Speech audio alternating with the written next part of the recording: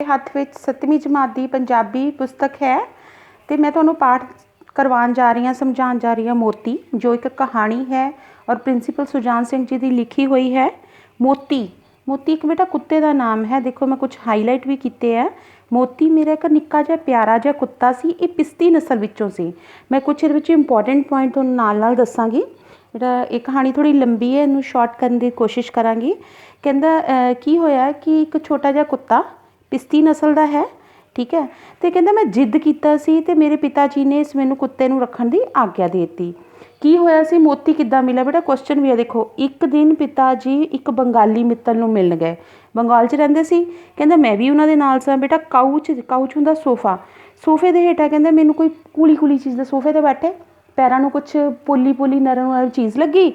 मैं थल्ले देखिया तो एक कुत्ते की बूथी सी। हाँ देखो बूथी, ये शब्द दिता होया ना, बूथी, ठीक है। कहते पिता जी दे दोस्त कहंदा डर ना ये बढ़दा नहीं है। तो कुत्ता पिता जी ते उहदा दोस्त आपस गल करते रहे तो कुत्ता जिहड़ा खेडदा रहा, किन्नी देर खेडिया। हुण बेटा जान दा टाइम हो गया तो कहंदा मैं उदास हो गया। मैं कौन? प्रिंसीपल सुजान सिंह जी, जो हजे छोटी उम्र च सी। तो मेरे पिता जी दे दोस्त ने कहा की गल है। उन्होंने पिता जी ने पहला पूछया की गल है बेटा। कहंदा मैं कुछ नहीं किया, है ना। पिता जी वाल बड़े प्यार नाल देखिया तो कुत्ते वाले इशारा किया। पिता जी दी बेमलूम थोड़ी जी है घूरी दिती। उन्होंने इदा देखा, मतलब की कहा। पिता जी ने पूछा पुत तू उदास क्यों है। तो मैं कुत्ते वाल देखिया, पिता जी ने घूरी दिती, मतलब तू नहीं लैके जाना, है ना। तो पिता जी के मित्र कहते की हो गया। कहना मैं एक कुत्ते पिछे अपने बेटे नूं उदास नहीं देखना चाहता, तो तू पुत मेरा मोती लै जा। मैनू याद है जो मोती का नाम सुन के पिता जी तरबक गए। बेटा औखे शब्द ना एकदम मसीज का काम है, असीं हैरान हो जाने ना। तो उन्होंने चेहरा उदास हो गया सी। कहंदा मैनू उन्होंने उदासी मंजूर नहीं सी, ठीक है। तो फिर पिता जी के दोस्त ने की किया, मैनू संगली दे दी। बेटा इत्थे भी मैं कुछ हाईलाइट किए है। मोती कहते हैरान सी, शायद सोच रहा होवे कि 2 घड़ी की प्रीत लई उम्र कैद। मुड़ मुड़ के मालक वाल देखिया, पर जो उन्होंने कहा मोती जा तेरा मालक हुणे काका है, मोती मेरे नाल चल गया। तो बेटा हुण जो कोई दूसरे घर चला जाए, 2 घंटे लिए खेडिया, मोती कहता है मैनू एड्डी वड्डी सज़ा, मैं अपनी माँ तो वखरा हो गया, कोई रहना थोड़ी जाता चाहे कुत्ता ही होवे। तो कहता फिर मोती चलो मेरे घर आ गया, असी टैक्सी फड़ी। तो कहता जो मैं घर आया तो मेरे हाथ 'च संगली देखी, तो पिता जी नूं मम्मी कहन लगे, माता जी ने मेरे हाथ 'च संगली देखी। पिता जी कहते काके दी माँ, काके नूं चंगा लगा। तो परशोत्तम बाबू की उन्होंने दोस्त उन्होंने देता। माता जी ने कुछ नहीं किया। उधरों कुत्ता भी घर आ गया, बड़ा अफसोसिया रहा। बेटा देखो एक शब्द है अफसोसिया रहा। देखो अफसोसिया हुंदा उदास रहा, कुछ नहीं खाता कुछ नहीं पींदा। तो कहता मैनू बड़ा लगा। उहदे पिता जी भी बड़े उदास रहिंदे सीगे हैं। तो कहता एक दिन पिता जी ने उन्होंने प्यार करना शुरू कर दिता, क्योंकि उत्थे उहदा दोस्त उहनूं प्यार करता सी। फिर मोती भी पिता के हत्थों चट्टन लग गया। पिता जी ने कहा नौकराणी नूं ताज़ा दुध लिया। जो पिता जी ने मोती नूं दुध पिलाया, अद्धा पचद्धा, बेटा ये क्वेश्चन आ जाता हुंदा। देखो इत्थे अद्ध पचद्धा मतलब थोड़ा जिहा, ठीक है। उस तो बाद मोती मेरे नाल भी खेडन लग गया। हौली हौली उहदी संगली भी खोली जान लगी, घर का विश्वासी बन गया।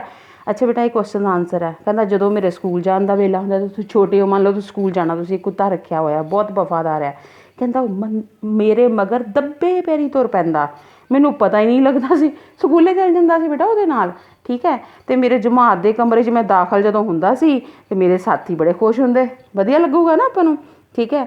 सारे उहनूं प्यार करदे सी। जे ओह किसी दा मूँह चट लैंदा तां उहनूं नलके तो मूँह धोना पैंदा सी। मतलब मोती सिर्फ काके नूं प्यार नहीं सी करदा, उहदे दोस्तां नूं प्यार करदा सी ते कई वारी मूँह चट लैंदा। एक दिन मास्टर जी ने देख लिया। बेटा हुण जिद्दां आपां सर मैडम कहने ना, उदों मास्टर जी कहते उन्होंने देख लिया, बड़े गुस्से, उन्होंने रूल रह के मारन दौड़े। तो अगे अगे मोती, पिछे पिछे मास्टर जी। कहते उहदा देखो मास्टर जी जिहड़ा हैगा उन्हां दा विद्यार्थी थोड़ी सी मोती, जिहड़ा उन्हां दा जिहड़ा कहना मनदा है। तो जिद्दां ही मास्टर जी उहनूं मारन गए, उन्हें बध के घुरकी सुनाई, इदां चिट्टे जे दंद दिखाए हैं। तो फिर जाके बेंच के हेठां वड़ गया। तो मास्टर जी कहते मेरे बेंच के हेठां। मास्टर जी कहते कुत्ता तेरा आ हैं। तो कहता मैं डरदे डरदे कहा हाँ मेरा कुत्ता आ। तो उन्होंने उस वेले हुक्म दिता जा फटाफट जा मोती नूं घर छड्ड के आ। मैनू 1 घंटे की छुट्टी मिल गई, मैं बड़ा खुश हैं। तो कहता मुड़ के देखो बेटा कित्थे लाइन लिखी हुई है, सेवियां का स्वाद। मैं हुणे दिखाने लगी तुहानूं, आ देखो सेवियां का स्वाद। कहता मैं कि घंटा तो खेल लिया, ਮੁੜ ਕੇ ਮਾਸਟਰ ਜੀ ਨੇ ਸੇਵੀਆਂ ਦਾ ਸਵਾਦ ਸਿਖਾਉਣਾ, ਮਤਲਬ ਚਪੇੜਾ ਮਾਰਨ ਨੂੰ ਸੇਵੀਆਂ ਦਾ ਸਵਾਦ ਮਾਸਟਰ ਜੀ ਕਹਿੰਦੇ ਸੀ। ਜਦੋਂ ਮੈਂ ਘਰ ਜਾ ਕੇ ਮਾਂ ਨੂੰ ਸੁਣਾਈ ਗੱਲ, ਠੀਕ ਹੈ, ਮਾਤਾ ਜੀ ਨੂੰ ਉਹ ਮੈਨੂੰ ਲੱਗਦਾ ਸੀ ਮਾਤਾ ਜੀ ਨੇ ਘੱਟ ਸੁਣਿਆ। ਮੋਤੀ ਦੇਖੋ ਬੜੇ ਗੌਰ ਨਾਲ ਬੜੇ ਧਿਆਨ ਨਾਲ ਸੁਣੀ ਗੱਲ।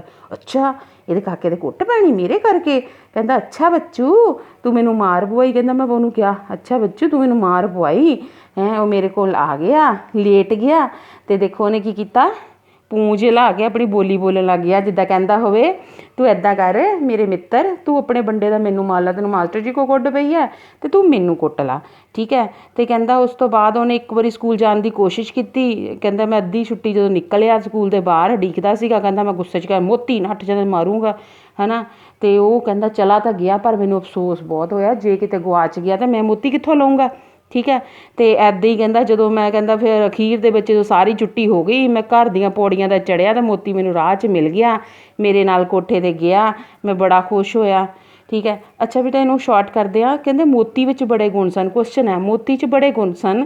ਕੀ ਕਰਦਾ ਸੀ? ਘਰ ਦੀ ਰਾਖੀ ਕਰਦਾ ਸੀ, ਦੂਰ ਸਿੱਟੀ ਚੀਜ਼ ਚੱਕ ਕੇ ਲਿਆਂਦਾ ਸੀ। ਜੇ ਉਹਨੂੰ ਕਹਿੰਦੇ ਸੀ ਸਿਟ ਡਾਊਨ, ਸਿਟ ਬਹਿ ਜਾ, ਸਿਟ ਡਾਊਨ ਬਹਿ ਜਾ, ਤਾਂ ਦੋਨੋਂ ਪੰਜੇ ਚੁੱਕ ਕੇ ਕੰਗਾਰੂ ਵਾਂਗ ਬੈਠ ਜਾਂਦਾ ਸੀ। ਅਤੇ ਕਈ ਵਾਰ ਆ ਬੇਟਾ ਬੜੀ ਇੰਟਰਸਟਿੰਗ ਚੀਜ਼ ਹੈ, ਕਈ ਵਾਰ ਸੋਟੇ ਨਾਲ ਲਮਕਾਈਆਂ ਦੋ ਲਾਲਟੇਨਾਂ ਚੱਕ ਕੇ ਪਿਤਾ ਜੀ ਦੇ ਜੰਗਲੀ ਰਸਤਿਆਂ 'ਤੇ ਚਾਨਣ ਕਰਦਾ ਹੁੰਦਾ ਹੈ। ਕੀ ਕਰਦਾ ਸੀ? ਇੱਕ ਸੋਟੀ ਨੂੰ ਫੜ ਲੈਣਾ, ਦੋਨੋਂ ਪਾਸੇ ਲਾਲਟੇਨ ਟੰਗੀ ਹੁੰਦੀ ਸੀ, ਅਤੇ ਲੈ ਕੇ ਪਿਤਾ ਜੀ ਦੇ ਮੂਹਰੇ ਘੁੰਮਣਾ ਅਤੇ ਉਹਨਾਂ ਦੇ ਰਸਤੇ 'ਚ ਉਹ ਕਰਨਾ ਸੀ। ਬੇਟਾ ਬੜੀ ਇੰਟਰਸਟਿੰਗ ਗੱਲ ਹੈਗੀ। ਇੱਕ ਦਿਨ ਪਿਤਾ ਜੀ ਦਫ਼ਤਰ ਤੋਂ ਨਿਕਲੇ, ਕਿਸੇ ਇੰਜੀਨੀਅਰ ਨਾਲ ਮਸ਼ੀਨ ਦੀ ਫਿਟਿੰਗ ਬਾਰੇ ਗੱਲ ਕਰ ਰਹੇ ਸੀ, ਅਤੇ ਮੋਤੀ ਗਿਆ ਸੀ। ਅਤੇ ਅਚਾਨਕ ਉਹ ਗੱਲ ਕਰ ਰਹੇ ਅਤੇ ਉਹਨੇ ਮੋਤੀ ਨੇ ਪਤਲੂਨ ਫੜ ਲਈ, ਪੈਂਟ ਫੜ ਲਈ। ਪਿਤਾ ਜੀ ਨੂੰ ਸਮਝ ਨਹੀਂ ਆਇਆ, ਪਰ ਮੋਤੀ ਉਹਨਾਂ ਦੀ ਪਤਲੂਨ ਫੜ ਕੇ ਖਿੱਚੀ ਜਾਂਦਾ ਸੀਗਾ।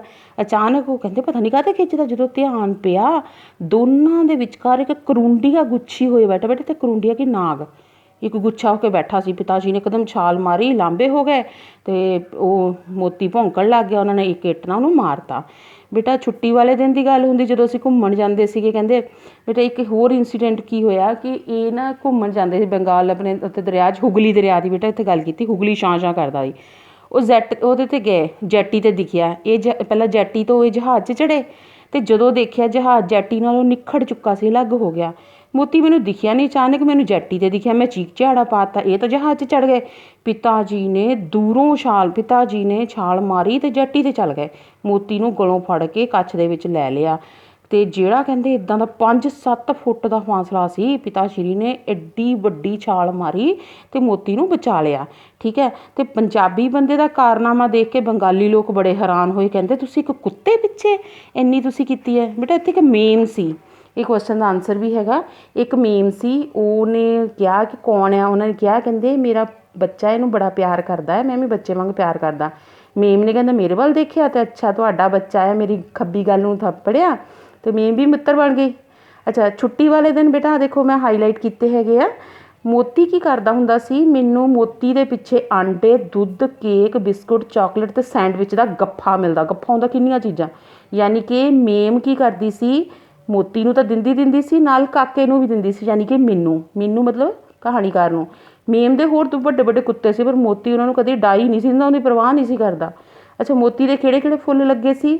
ਗੁਲਾਬ, ਟਿਊਲਿਪ ਅਤੇ ਟਮਾਟਰਾਂ ਦੇ ਉੱਤੇ ਦੁੱਧ ਚਿੱਟੀਆਂ ਪਰੀਆਂ ਵਾਂਗੂ ਉੱਡਿਆ ਫਿਰਦਾ ਸੀ, ਠੀਕ ਹੈ। ਅਤੇ ਇੱਕ ਵਾਰੀ ਕਹਿੰਦੇ ਉਹਨਾਂ ਨੇ ਮੂੰਹ ਪਾੜ ਕੇ ਉਹਦੀ ਮੇਮ ਕਹਿੰਦੀ ਮੈਨੂੰ ਕੁੱਤਾ ਚਾਹੀਦਾ, ਠੀਕ ਹੈ। ਪਿਤਾ ਜੀ ਕਹਿੰਦੇ ਕਿ ਮੇਰੇ ਬੱਚੇ ਦਾ ਖਿਡੌਣਾ ਮੈਂ ਨਹੀਂ ਦੇਣਾ, ਅਤੇ ਉਹਨਾਂ ਨੇ ਖੋਣ ਦੇ ਲਈ ਬੜੀ ਕੋਸ਼ਿਸ਼ ਕੀਤੀ।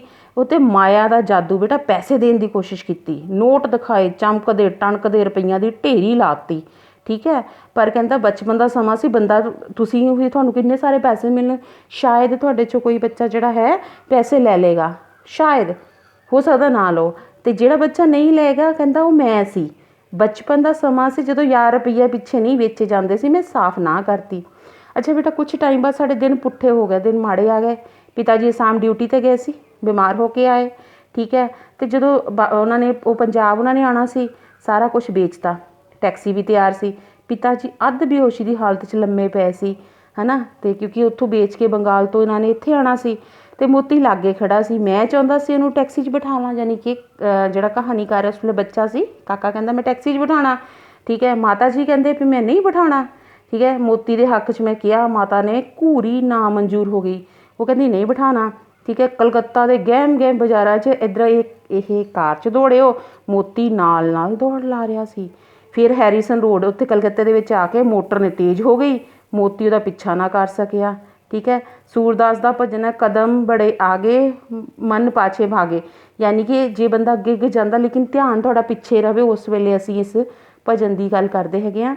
ठीक है। मैनूं उस वेले की अपनी हालत चेते आ जाती है।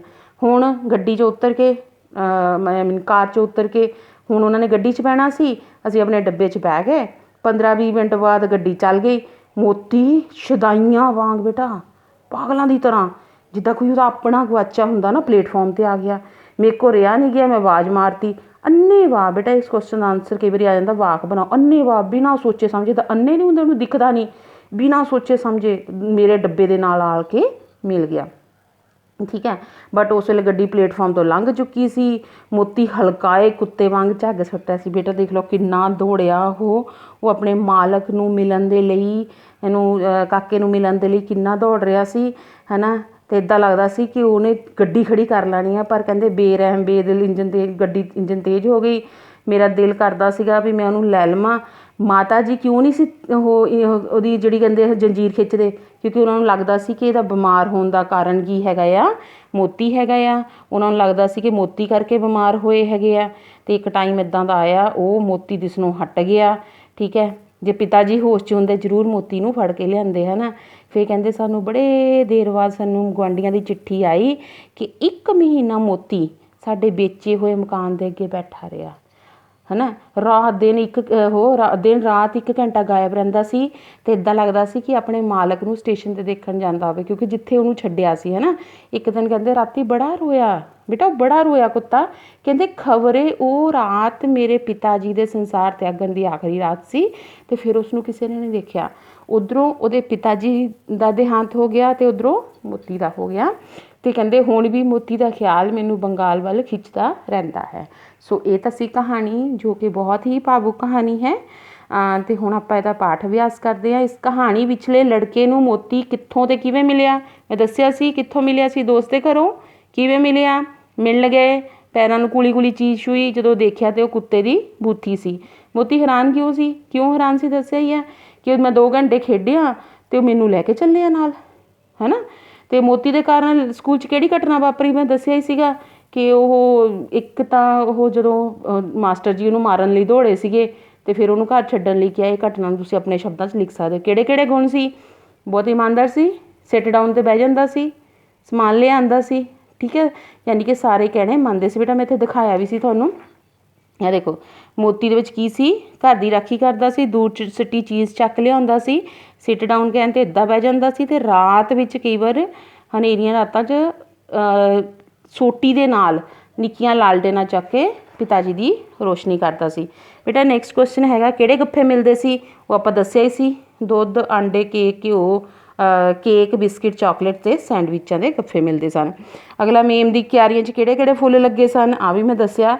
ਗੁਲਾਬ, ਟਿਊਲਿਪ ਤੇ ਟਮਾਟਰਾਂ ਦੇ ਬੂਟੇ ਸੀ।